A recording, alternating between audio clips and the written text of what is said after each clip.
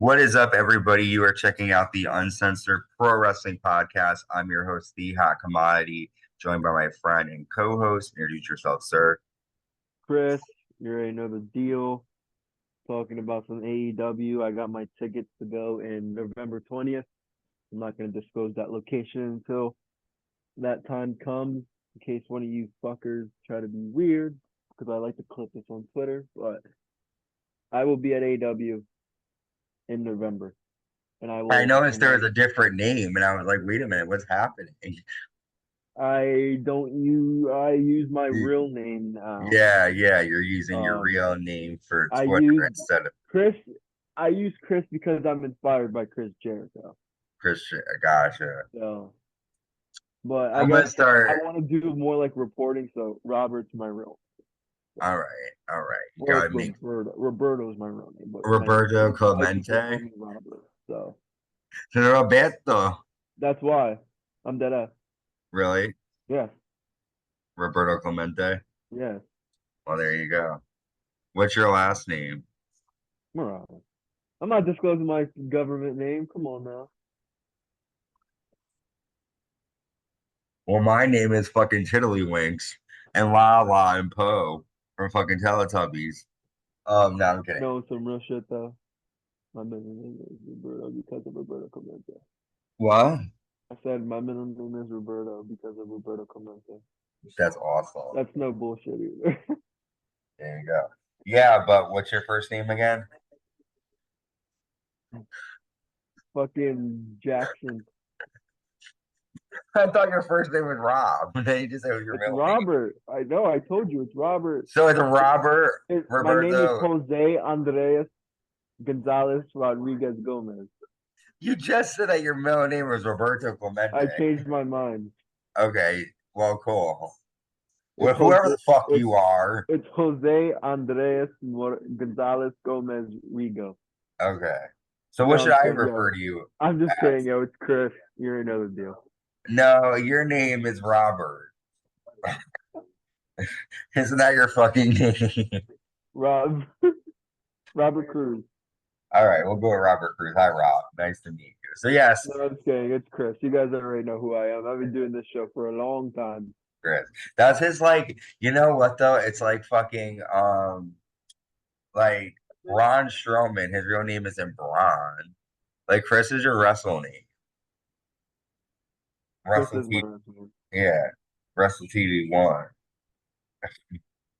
Well, we're covering AEW Dynamite from September 11th, 2024, live in Lexington, Kentucky. We start off the night with footage from backstage of All Out with Jon Moxley saying Bryan Danielson doesn't have the stomach for this. We made a commitment to make something that would last for years. We didn't do it.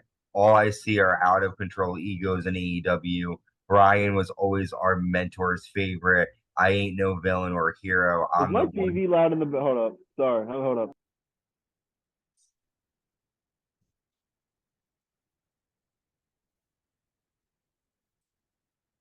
Oh, my bad. I was making sure my TV Oh, felt okay. really loud. No, you're good. Go No, ahead. Go I ahead. don't think it's you. It's probably. Do you hear a TV in the background? No, it was my TV. My TV. Okay, because there's my TV's playing too, and it might be. My okay, no, then never mind. Mine's loud as shit. Okay, so then we're good. Okay. Okay. Um, talks about how William Bryan Danielson was one of William Regal's favorite people. He says, I ain't no villain or hero. I'm the one true king of these lands. We tried your way. Today I choose. So we still don't really know what he means. He's obviously upset by all the egos going on in AEW, which, I mean, if you look at it, look at the 5 years that AEW has been in existence. You've had issues with CM Punk. You've had a lot of these wrestlers running the show. There's drama, with Britt Baker, Jack Perry, all these wrestlers. So what I like about this is that he is stating some kind of facts. It has been all about egos lately. And when you go back to the first, I think it was, I could be wrong, but the first Double or Nothing when Moxley debuted, he was kind of like Um, The Was it? first Double or Nothing, it was, yes. No, wait. The first Double or Nothing. I think it was the first All. It might have been the first All Out or first Double or Nothing. Well, Uh, whichever it was, when he came back, or no, you're right. Yo, you're right. I know. No, yeah. because he, First ever Double or Nothing. You're right. Yeah, so when because he it was came Jericho. He in, came out with Jericho. yeah, Yeah. he was like, in my eyes, gonna be like one of the main stars of AEW because he already was an attraction in WWE. But 5 years later, Jon Moxley is really just known for bleeding and just having these bloodfest matches. So maybe he's trying to get a more serious role now where he's like, you know, I'm taking things over and I'm going to be the star that I was supposed to be. But what do you think, even though we don't really know what's going on, what do you think could be going on here in Jon Moxley's mind? Do you think he's trying to start a whole new faction in AEW, or do you think he's just trying to target I Bryan don't know what Danielson? he's trying to do. It's really weird because stay uncensored. No, it's weird like what Jon Moxley's doing because it's a little different from what we've seen from him in the past. I don't know really what the goal here is because remember, although he's talking about this and that, what was the first thing he said he came here for? Darby Allin. We've yet to see anything about Darby Allin. Mhm. So that's a big key in why maybe Moxley is in this. I don't understand where Marina Shafir comes into play, and that's no disrespect to her because I think she's like Shayna Baszler, ironically, because they're like best friends. Well, this is what I mean by that. I mean it's like they're both don't get utilized, and I don't think necessarily like Shayna's a really good pro wrestler, but like they're both like MMA girls, and I think I don't want to say it's hard that it's been hard for her to adjust to pro wrestling because she's had some okay matches, but you you don't see a lot of wrestling moves like pro Mhm. wrestling moves with her. You see just a bunch of MMA grapple moves. Mhm. Um, and as someone who does martial arts and loves to watch UFC, I can tell right away that this is just some MMA fighter trying to be a pro wrestler. Um, so I get it, which is why I'm giving her somewhat of a chance because pro wrestling, at least nowadays, is I don't think it ever really was. It never really was actually. It's not really about your in ring skills, like unless you're somebody like a Danielson, a Osprey, whose technical skills really just speak for itself. But she needs some type of character, and I wish her the best with this. I just don't see this going anywhere just because of how poorly booked this company can be. And I might say something. Oh, well, you just said you were going. I've never been to an AEW show. I've been to countless WWE shows in the past 3 years. I've been to like fucking six. Sat front row in like half of them. I want to experience an AEW for myself. I don't give a shit about the crowd and none of that. So yeah, wish her the best. I wish this booking the best because it has something.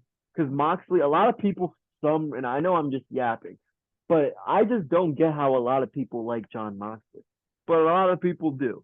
So my I bad. Go. think if you go back, I'm gonna promote the attitude years here, and it's like really stupid this comparison, but I feel like AEW is trying to do this. I feel like AEW is trying to make her into a China figure in terms of kind of like they're doing with Camille and Mercedes. But if you look at the way Marina stands, her posture, she always has her arms crossed. She gets right Mm-hmm. into the men's face. They're trying to push her as this like Amazonian, tough, strong woman. Um, and I kind of like it if Shane is involved. Um, but right now it doesn't really make sense why she's aligning with John. There's been no explanation as to why she's following him around Yeah, that too. Yeah. and beating up people. She really hasn't been screwed over by AEW. Maybe she hasn't got a lot of airtime, but that's not their fault, you know? So we'll find out more as we go along. The Patriarchy come out next, and Christian Cage says, "My son Nick told me word on the street is I have infinite aura. Kill Switch is a killer and he belongs to me. I decided All Out was not the night to place the challenge to Bryan Danielson. I will beat you so bad you will wish your wife had CTE so she couldn't be embarrassed by you. I am the next AEW World Champion." And Christian Cage leaves. Strong words, but I don't really care about Christian. This is what I don't understand about AEW. And I'm sorry, but I'm gonna say one thing that's gonna be like, why is Darby and Christian Cage both have title shots within the right next to each other? Like Moxley is going 1-on-1 against Darby because remember Darby won the whatever bullshit battle royal it was to get a championship match, and now Christian Cage just won the supposed Money in the Bank version of what they got going on. Like this is confusing me right now. What happened to the ratings that they promoted? Who is the number one contender? Because why did Christian Cage even win this match? Makes no sense. Because I feel like Christian is an easy person to have the world title. Well, he's a great. He's a veteran. He's great in the ring. You know, you can count on him for countless things. But it's like you gotta give MJF, back in that title scene. You gotta get Why is Ospreay an international champion? You gotta get him in the world. You have to make that title important. And like WWE, and I hate mentioning WWE while we're doing an AEW podcast, vice versa, but their world champions don't mean shit either right now. Mm-hmm. And AEW, like, all respect to Bryan Danielson, but it's like his championship run is just his personal, thank you, personal little reward from Tony. Like, get the title for a month or two before you retire. Like, it doesn't mean it. Like, Christian Cage, with all due respect, isn't going to be the guy to turn that title around. He didn't do it with the TNT title. That title still means jack shit. Mm-hmm. You got to put the titles on the stars. The stars. Why is the TBS like? There's a bunch of these championships that mean more than their world title, and this is a good example of one of them. So mm-hmm. I totally agree. But I feel like what they're gonna do is like, and WWE does this too. They're going to pick, like, for example, they're having Gunther versus Sammy. Probably it's going to be a good match, but Sammy's not going to win. This is just a person. The same thing at WrestleMania, and he won. Well, yeah. That's true. That's true. But right now, Sammy's not going to win. No, I know he ain't going to win a world title right now. But that's the same thing with Christian. They're going to have a good match, but Christian's not going to win. It's just a person for Bryan Danielson to fight at a pay-per-view. It's just a pay-per-view match, easy match to make so that they don't have to do another storyline. And then Kenny Omega's going to come back soon. Ospreay, like, more things are going to happen. You talked about this title earlier, the TNT Championship on the line. Jack Perry defending against Lio Rush. And Lio lands a poison Rana, which I thought potentially could have been it. But Jack lands a running knee and gets a 3 count to retain the TNT Championship after Jack says people like me are crucified in this life to be worshipped in another. So really, I like Jack Perry, but there's really nothing happening. This title is kind of like the FTW title where like it matters, but it's just like Jack's not really doing anything with it. And I get scapegoat, all that stuff, but it's really not doing anything for me. It's just kind of like another person with the title. We see Adam Page backstage, and he says, "I met every drop of blood I stole from Swerve Strickland. If you get in my way and try to protect Swerve, I will find and hurt you."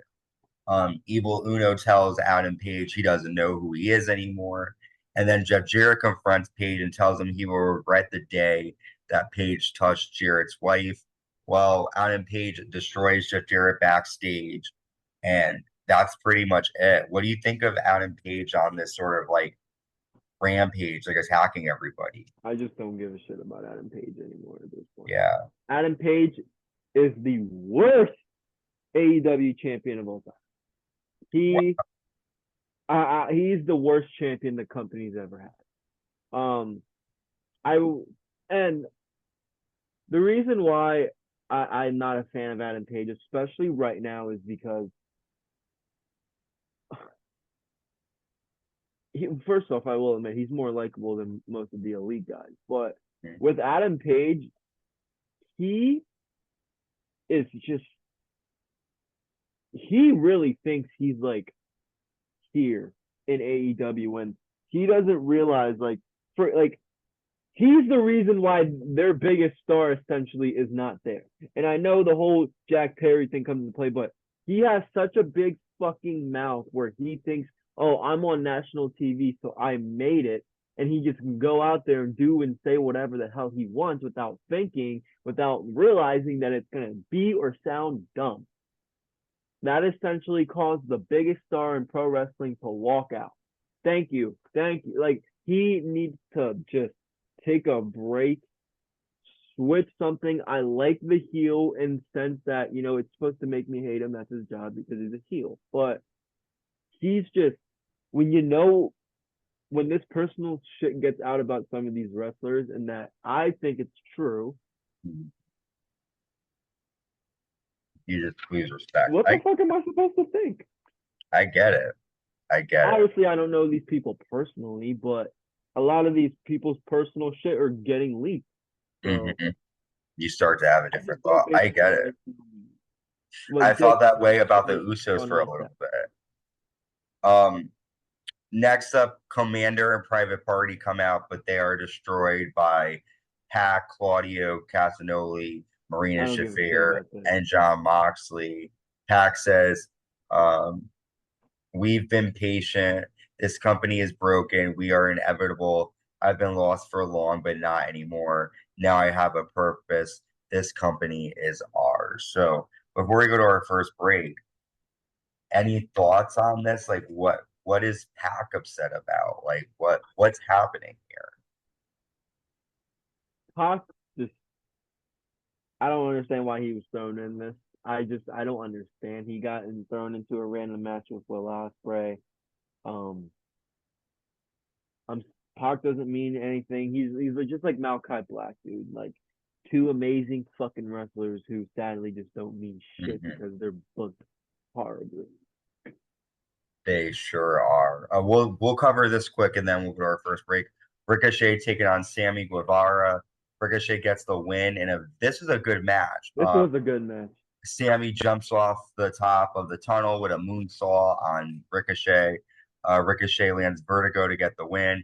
After Mortus comes out and spares Ricochet, Sammy fends him off with a steel chair. And when we come back from our break, I'll get your thoughts on that and the rest of Dynamite. We will be right back. Stay tuned. And welcome back. Yes, we're still the Uncensored Pro Wrestling Podcast. I'm still the hot commodity. That's still Chris or Robert or whatever, you know. He's like Batman, you know. He has two different names. Respect. We just were covering Ricochet versus Sammy Guevara. Decent match. Ricochet got the win. Mortus, is that how you say his name? Mortus? Whatever this fucking guy's name is. He's like a fucking bull. He tries to attack. I don't. Some luchador. Yeah. I have no idea. I don't really care about him, but it was a good match between Ricochet and Sammy Guevara. And I would like to see something like that happen again. I couldn't help but think too, like not like dream match, you know, but they have similar styles and like. No, that was a pretty good match. I enjoyed it. I really enjoyed it. Card, and I thought they were going to be going at it. So. Don Callis and Konosuke Takeshita confront uh, AEW Continental Champion Okada.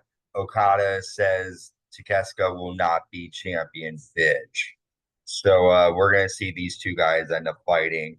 They have similar styles too, so hopefully they'll have a good match when the two of them face each other. Um, Darby Allin shows up. He comes out to the arena. Darby said, "Someone's looking for me. I'm right here." So then Jon Moxley and Marina Shafir come out. John says, "I don't know what you think you saw. Nothing has changed between me and you." Darby said, "There's a lot I want to talk to you about. We came from nothing. I don't take AEW for granted. I looked for a hero in wrestling. You never changed, and I wanted to be just like you. We first met on the indies in a high school gym. What you did to Bryan Danielson made me not want to be like you. So what do you want?" John says, "You have a title shot at Grand Slam, but the champion is indisposed. You are not ready to be champion. I need you to hand over that title shot to me." Darby says, "Are you drinking again? You didn't earn this. If you want it so bad, do something." So Moxley says, "I will. Me and you at Grand Slam. I will teach you where you stand. You will never be champion. I've always known that. Trust me. You have no idea what's going on. I'm going to teach you a lesson the hard way." Darby says, "If you want to burn AEW down, don't be surprised when I pull you through the fire." So we're going to get Jon Moxley versus Darby Allin at Grand Slam. However, the more important thing that he says, not only asking for the title shot, but he says you have no idea what's going on. Something's happening. A change is coming. And John is trying to either warn everybody or he's trying to be that change. What do you think, though, of Moxley versus Darby at Grand Slam? I think it's dumb.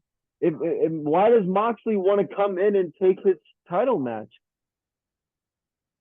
We don't know. Why? He doesn't he says, well, from what he's saying is that something is coming and that Darby can't be the one to be like that's what I'm getting from it. He's saying you have no idea what's going on. You're never going to be champion. I need the title. Maybe John thinks he needs to protect AEW in some way, and him being champion is the way of doing that. But I took that as him not really counting on Darby to lead anything. And with him saying you have no idea what's going on, well, what's going on? And we still don't know. And I don't think we will until like the very, very last minute. Yeah. Yeah. But I'm excited to see Darby and Jon Moxley. They'll have a good match. But again, we have no idea what John's intentions are, why he wants a title shot. But he will take on Darby at Grand Slam. Speaking of titles, we have the AEW Women's Champion Mariah May defeating Queen Aminata after the Glamour and then a Storm Zero after Mariah gets on the mic and she says she hasn't had her celebration because she's not here. Mina, come back. So Mariah May wants her best friend Mina, I can't pronounce her last name, to come out and join her. Mina was torn last time between Tony and Mariah May. And we're going to, I guess, see what Mina is going to bring to this storyline here. What do you think? Sorry, my mom just texted me. That's okay. Okay, sorry. Well, no, you're fine.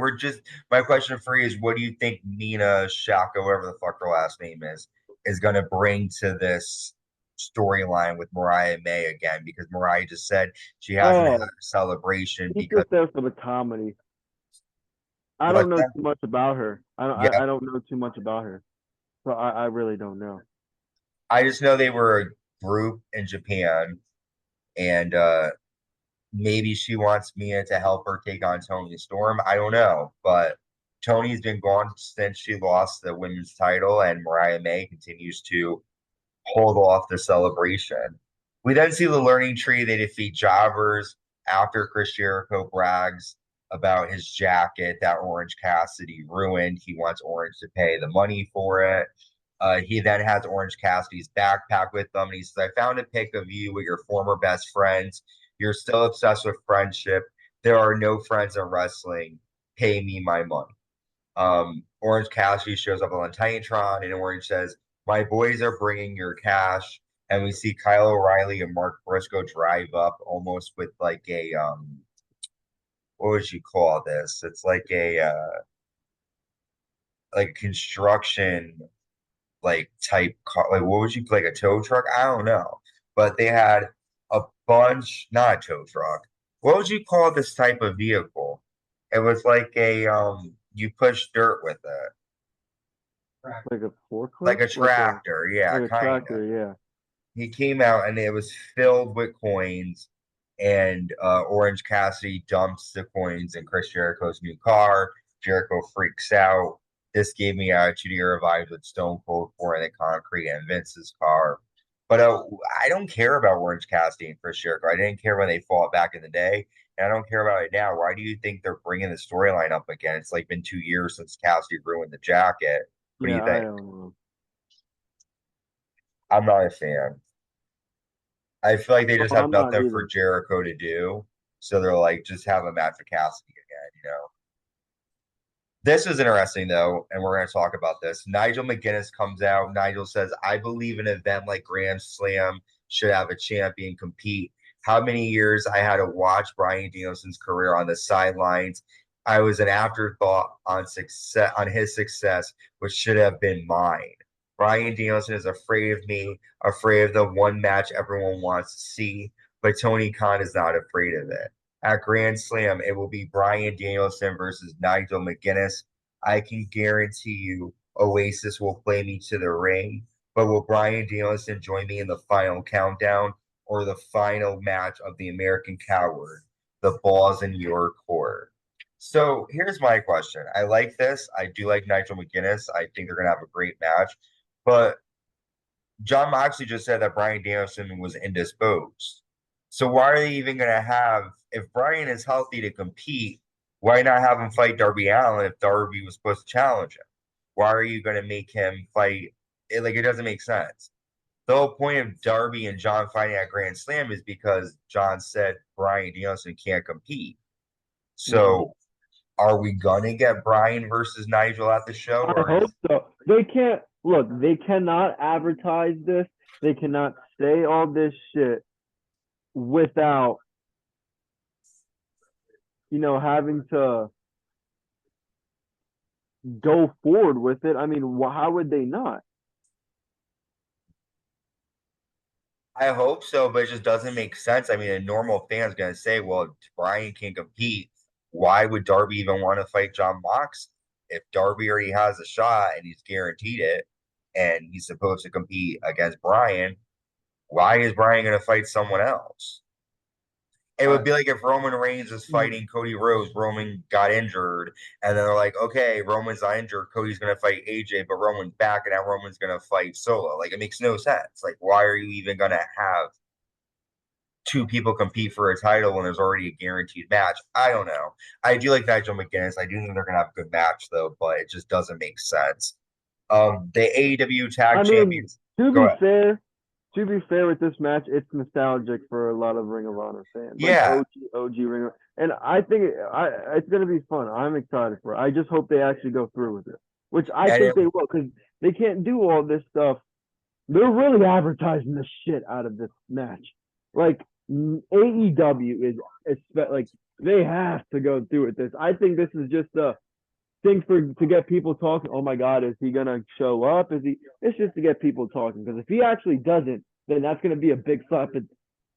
Big slap in the face to us yeah. fans that actually want to see it. Well, also it takes Ah! place. I was listening to Busted Open, and I think the date of the match takes place around the same time they had their last match in 2006. So definitely nostalgia for real. The Yep. AEW David tag, LeBecca did say that. That's right. yeah, the tag champions, the Young Bucks, come out for this main event Casino Gauntlet Battle Royal. Not Battle Royal. It's like a gauntlet match. The last team standing will get the title shots at Grand Slam. It comes down to Will Ospreay and I think it's who are the last two? I think it's Will Ospreay, uh, Kyle Fletcher. Uh, they end up getting the win though. And we know at Grand Slam will be Ospreay and Fletcher against the Young Bucks. This will be a good match, but Ospreay and Fletcher aren't going to win the titles. We already know the Young Bucks are going to retain, but I hope so. the Young Bucks are going to drop to them. No, the Young Bucks aren't dropping those titles. They're a bunch of selfish crooks. But I do think it'll be a good tag match. I'm not a big fan of the Young Bucks. No, it's going to be a really good tag match. I hate the Young Bucks. Holy moly. Hold up. My TV's really loud. But it's going to be a really good match because all four of these guys are good. All four of these guys have tag team chemistry teaming together. Like what Kyle Fletcher and Will Ospreay. You know, shout out to the if all my New Japan fans, shout out to the new United Empire days. Kyle Fletcher and Will Ospreay were the shit back in New Japan. So we're going to see them tag team again. Obviously, everyone knows the Young Bucks. So it's going to be a good match. I sadly don't see Ospreay and Kyle Fletcher winning. But this is what I don't understand, Ant. Can you understand? Can you tell me how this makes sense? Ready?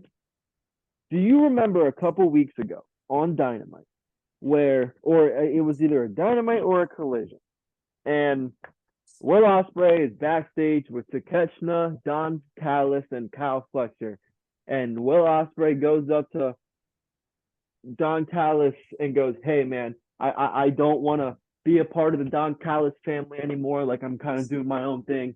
Don Callis says, "Okay, Will, I usually don't let, people just leave my group, but you're special. I'll do it for you." Kyle Fletcher has that mean look on Will Ospreay's Kyle Fletcher has that look on Ospreay's face, like on his face, like, "Damn, Ospreay, like for real, you're gonna." My question is, how and why did they just do all that shit for him and Kyle Fletcher to team again? That makes no sense, right? I agree. They did all that stuff just for him and Kyle Fletcher to team. Why did you even break them? Why did you even have that backstage segment? Should have never even happened. Oh, I'm looking for stocks. That's why I'm like MIA right now. But that match shouldn't even happen, or that backstage segment shouldn't even happen if they planned to have these two team in the long run. Which I don't think that is planned. I think they're fucking. I think the booking is stupid. So yeah, it's probably like I don't understand that, Ant. Like, why are these two tag teaming together? And mind you, I love both of these, and I'm excited for the match. But it's like you can't. The tag team division has not meant anything. Tag team wrestling's dead. WWE, AEW, TNA, it's dead. Tag team wrestling's fucking dead. And you see that? I love tag team wrestling. I fucking love tag team wrestling. So it's like, ever since the Usos split, it's like no one wants to be a tag team anymore. There's no real tag. There's no real tag teams besides the Young Bucks this. who hog that championship. They don't even defend it. You want to know something? JD McDonough and Finn Balor, fun fact, have been champions for 75 days and haven't defended. And guess how many times they defended it? It was like once, right? Raw, right? I thought they defended it on Raw last week. They beat New Day, but that was their only title defense. Was it for the title defense? Mm-hmm. Are you sure? Yep. Okay, then they had one title defense in 75 days. Yeah.